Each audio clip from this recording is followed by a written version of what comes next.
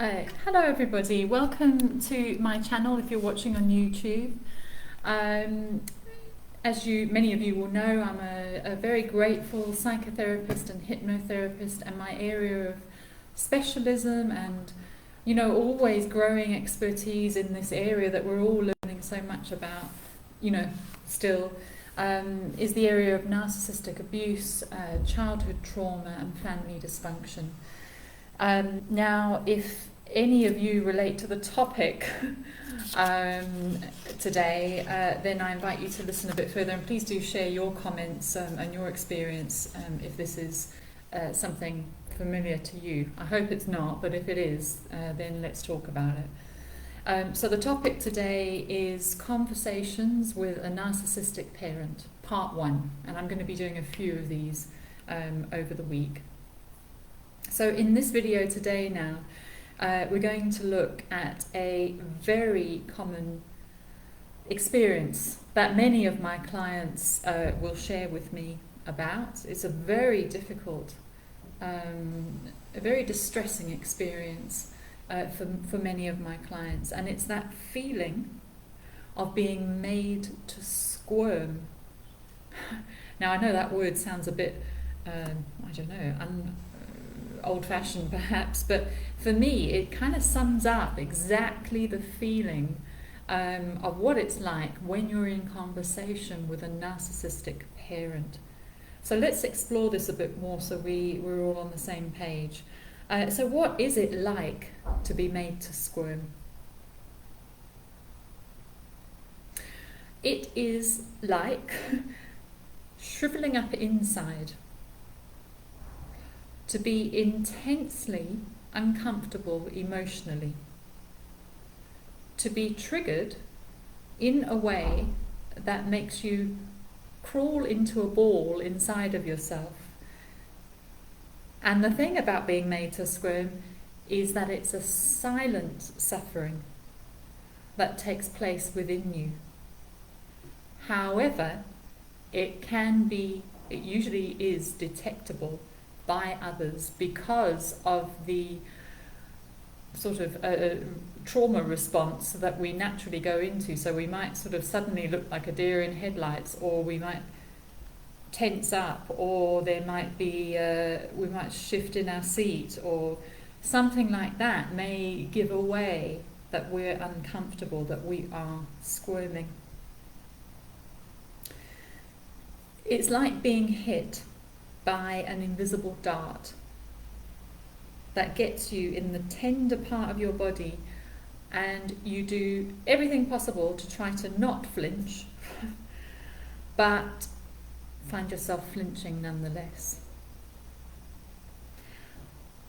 And this may happen in terms of, like I said, it may be a physical response, but we also may sort of suddenly jump in and try to defend ourselves and say, oh no, that in itself is a flinch. That in itself reveals that we've been hit in a weak point.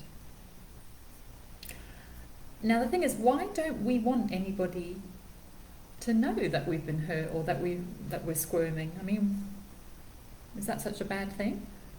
Well, it's because it has the potential, if we flinch and they see it, it has the potential to reveal our shame about ourselves, and also it serves the purpose of saying what you've just said or what you've just suggested, narcissistic parent, is true. We almost share our agreement with it because of the fact that it's hit us and we're trying to hide that. So there's this need for us in the conversation with a narcissistic parent to never show any sign of weakness or vulnerability, because that's exactly what they're out to see. They want to see that their suggestions, their words, have a means of getting you in your negative beliefs about yourself. Because when they can see that reaction in you, that freeze reaction or defensive reaction, it shows them, this is still an area of shame for them. And that's exactly what they're out for. They want to find your shame. And the thing about these narcissistic parents are, they know your area of shame because often they're the ones who planted it there. They're the ones who sort of groomed you in those areas so that then they could later on target them.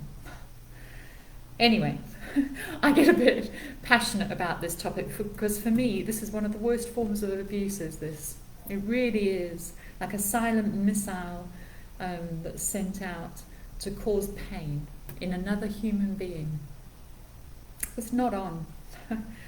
And look, I'm no saint. I'm sure there are many times in my life where I've said things that have been hurtful, but I hope as much as I'm humanly possible that I don't do it on purpose or with the intent of causing tremendous harm to another. And I'm sure that hasn't been the case all the time.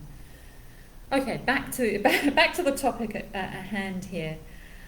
So we try at all costs to not let on that we have been hit. But often it's so apparent, and it's particularly apparent to the narcissistic parent. Why? Well, because they're sitting there, they've set you up. Now all they're doing is they're waiting. You'll catch them looking at you after they've said something, waiting for that moment of flinch. And they'll be scanning your whole body, all of you, just to see that moment. And when you give it to them, that is a great supply for them, as they call it. It's a great sense of power. It's a boost for their ego. Because really, what you're saying there is, I agree with the shame that you've poked at in me. Yes, I am shameful about that. And that gives them some kind of sense of relief, almost, in a very strange way. It's almost as if they say, in a conversation with your parent, it's almost as if they say, don't come here, to me, being all big for your boots or confident or successful or happy or peaceful. You can't hide from me because I know the truth about you. I know the truth. I know the shame in you. You're not able to escape me, ever. No one knows you and your shame as I do. You can't pretend with me. That's what they're saying. Now, the key thing to understand here is that shame was planted in you by them, and it's a lie. It is a lie. It's often a projection from them, and it's something to really be alert to, that you don't collude with, because it's not the truth about you, and that's the work I do with clients in hypnotherapy. Now, this whole situation, going into a conversation like this, if this happens once, you're always going to be on alert with your parent. You're always going to be in this, is this going to happen again? Is there going to be some sort of targeting of me? Am I going to be made to feel shameful again in this conversation? So it's very, very traumatic, even as an adult, when you're not living with your parent.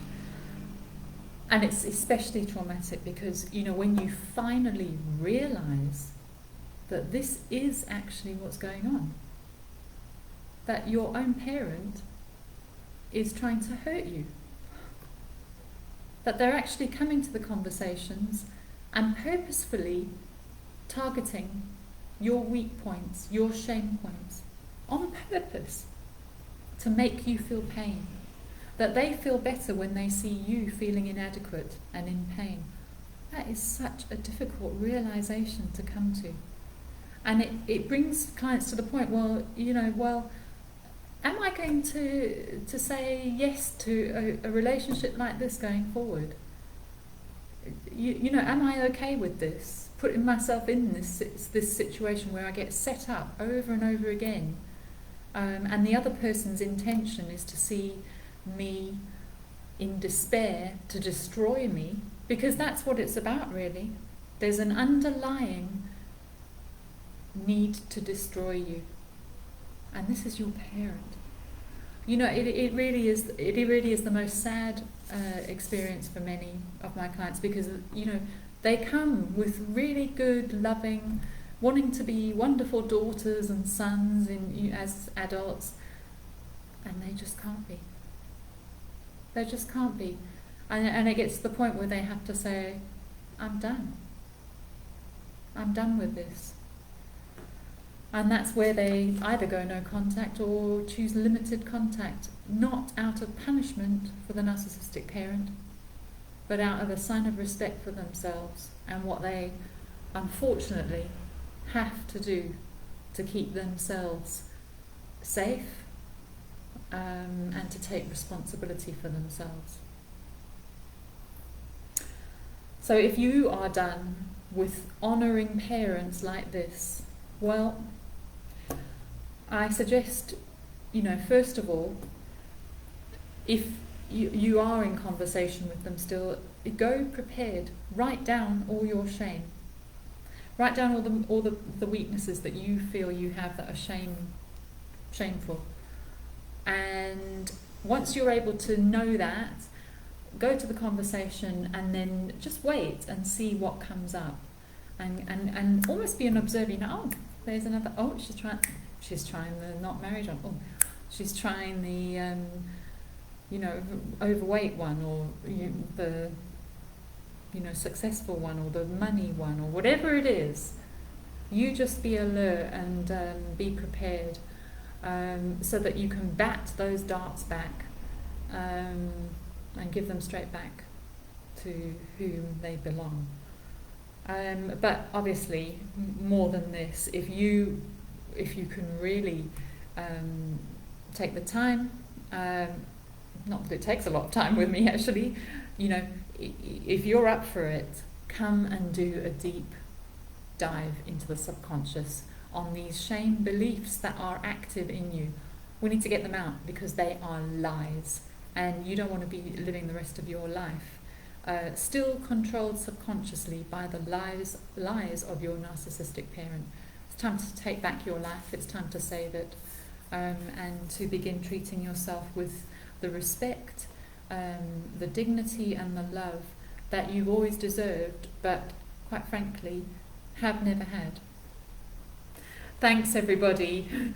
I'll leave my Calendly link at the bottom here. Please book in. You have a free consultation with me for half an hour, and you can get to know exactly how I work with clients. It's very powerful, and it's short-lived, and it's all about giving you your life back. Take care. Bye now.